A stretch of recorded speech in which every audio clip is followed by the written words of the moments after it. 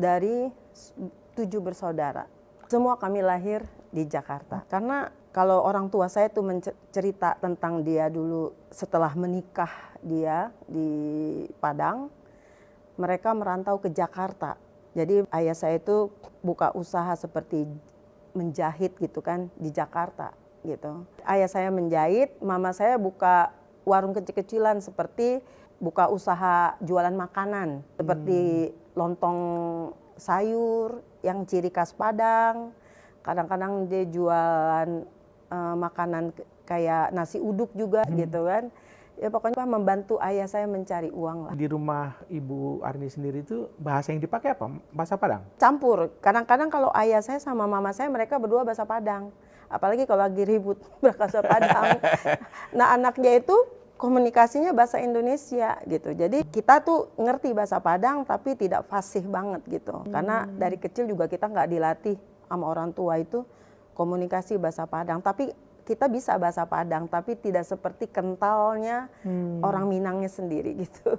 Ya, mungkin bisa dijawab dengan bahasa Padang ya Bu. Kenapa kok nggak bisa bahasa Padang? Mbak nggak bisa bahasa Minang gitu.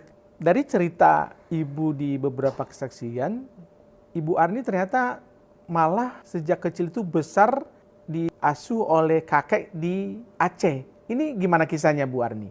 Jadi kisahnya tuh kakek saya tuh orang Aceh. Nah kakek saya itu karena dulunya tidak pernah mengurus mama saya karena kakek saya itu tentara. Jadi pindah-pindah dia. Pindah ke tempat ke daerah ini, pindah ke daerah. Jadi mama saya itu waktu kecil itu sering ditinggalkan sama kakek saya sama orang tuanya. Jadi karena mama saya udah berkeluarga, udah punya anak, jadi dia terbeban dalam hatinya, saya tuh dulu nggak pernah ngurus kamu nak gitu. Jadi sekarang aku ngambil cucu gitu. Ya udah, akhirnya karena saya anak pertama, saya lah yang dibawa ke Banda Aceh, disekolahin, mau disekolahin gitu.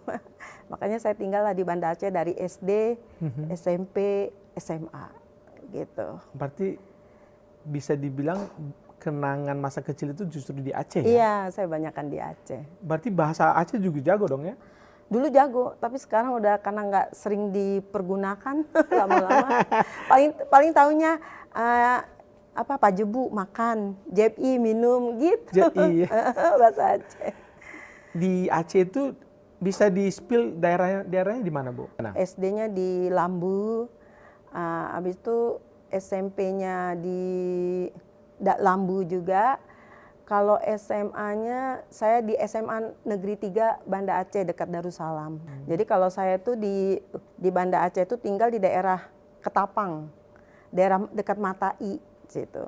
Dan berarti keluarga kakek itu masih sampai sekarang masih ada di sana?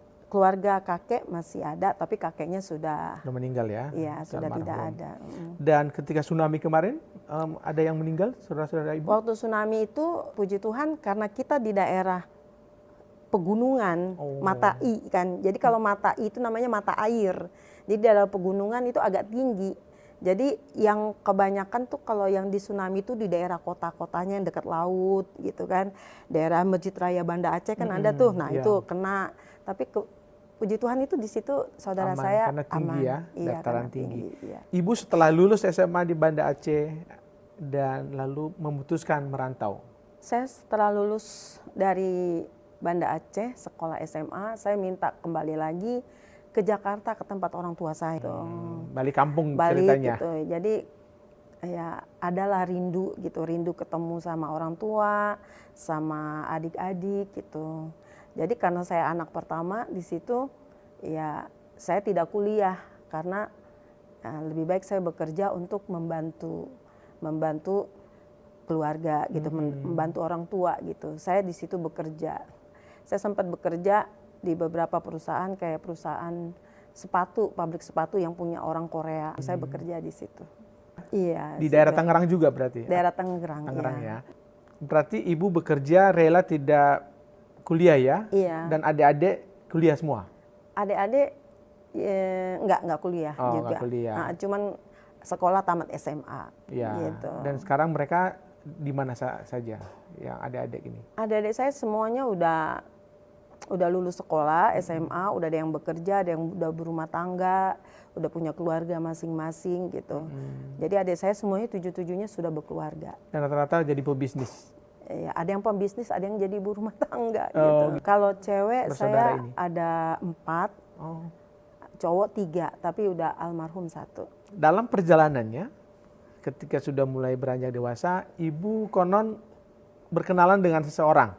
Saya tuh dulu bukan sama orang ini aja, ada beberapa Sebelumnya ya? sebelumnya itu yang dekat sama saya gitu. Yang lucunya itu yang dekat sama saya kebanyakan orang Kristen, nggak ada yang orang Islam. Dari pertama orang Papua kerja di bandara, orang tua saya nggak setuju karena Kristen. Yang kedua orang Cina Jawa, orang Kristen juga kerja di perusahaan kaset dulu, zaman dulu kaset Blackboard gitu ya, kerja di situ, nggak setuju. Yang ketiga dapatlah orang Medan kan, itu juga nggak setuju. Jadi saya bilang ini 3-3-nya nggak setuju katanya gitu. Jadi akhirnya apa? Ya udah saya mantepin lah yang ini walaupun tidak disetujui sama orang tua gitu. Gitu. Iya, dan menikahlah.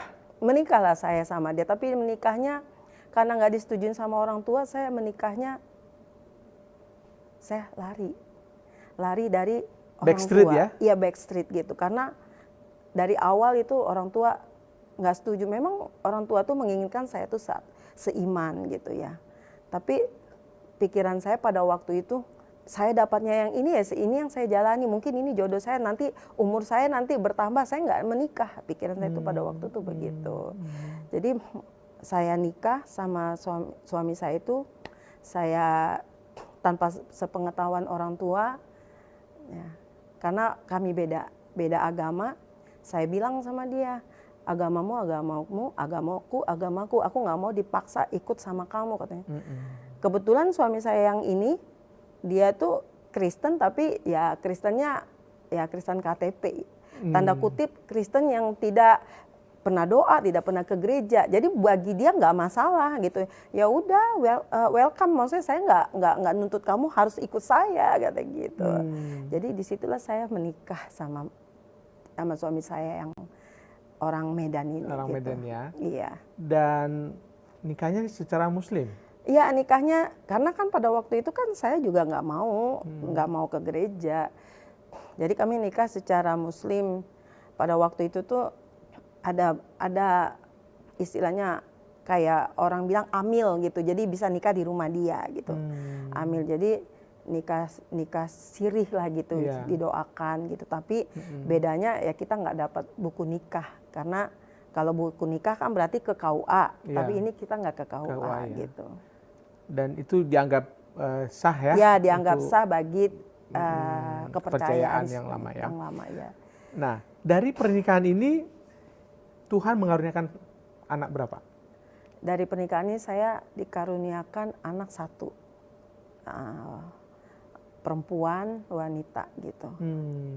Jadi anak saya yang ini juga istilahnya dalam pernikahan saya itu yang dulu itu, dalam pernikahan saya yang sekarang, ternyata setelah saya menikah, setelah saya bersatu sama suami saya, baru saya ketahuan kalau dia itu dulu udah pernah menikah. Suami saya itu udah pernah menikah, udah ada istrinya, udah ada anaknya, cuman ditinggal sama dia. Jadi pada waktu itu saya kan tadinya nggak tahu, jadi akhirnya tahu. Tapi namanya saya udah menikah, ya udah saya terimalah apa adanya gitu kan. Jadi kalau menurut saya yang penting ya kamu sudah berpisah, kamu sudah bercerai, ya berarti kamu udah nikah sama saya gitu. Sah berarti. Sah begitu kan. Ya. Nah, karena pada waktu itu kan yang namanya saya dulu masih yang lama, tidak ada istilahnya seperti kayak sekarang. Kalau di Kristen kan ada hukum pernikahan gitu kan, yang sudah disatukan oleh Tuhan, tidak bisa dipisahkan oleh manusia kecuali dengan kematian. Tapi kalau yang di tempat saya yang lama, yang penting akad nikahnya itu sah gitu. Jadi saya jalani pada waktu itu. Gitu. Nah, selama proses menjalani rumah tangga dengan suami ibu yang orang Medan tersebut, nah bagaimana ibu menjalani ritual kepercayaan ibu yang lama? Ya, jadi saya cerita sedikit tentang suami saya ini. Dia punya sifat kayak temperamen gitu kan. Dia tuh cepat emosi gitu. Kadang-kadang saya pernah di KDRT juga sama dia gitu kan. Nah, pada waktu saya gitu mengenal dia lebih lagi gitu kan, ternyata orangnya bertolak belakang apa yang saya inginkan. Tapi pada waktu itu saya mau istilahnya nggak berani ngomong ke siapa-siapa. Apalagi ke orang tua, itu kan udah pilihan saya. Pasti orang tua bilang, itu kan pilihan kamu, ya kamu rasain lah kan gitu. Nah di situ saya merasa kayak ada suatu tekanan buat saya gitu. Yang harus saya jalanin gitu, di situ ya saya tetap beribadah, saya sholat gitu kan. Untuk mencari ketenangan jiwa saya, untuk mencari pengaduan saya itu ya kadang-kadang saya sholat tahajud gitu kan. Saya ngadu sama Allah gitu ya. Yang membuat saya tenang dalam hati saya. Tapi pada waktu itu ya pergumulan terus ada, tapi saya tidak menemukan ketenangan itu gitu. Bahkan sering saya ucapkan dari mulut saya perceraian gitu. Saya ingin pisah dengan suami. Sama suami saya gitu. Karena ada KDRT ya, juga KDRT, ya. Saking saya kadang-kadang nggak kuat gitu kan. Tapi balik lagi, saya lihat anak gitu kan. Nanti kalau saya pisah bagaimana anak saya gitu kan. Jadi akhirnya jadi untuk melangkah itu jadi karena ngelihat anak jadi nggak jadi. Jadi biarlah saya teruskan dengan pokoknya saya kuat-kuatkan demi anak begitu. Jadi pertimbangannya lebih ke anak ya? Ya, pertimbangannya lebih ke anak gitu. Ya, ada beberapa foto yang sempat dikumpulkan oleh Bu Arni. Boleh kita lihat? Sekarang waktunya GTW. Garansi tepat waktu dari Shopee.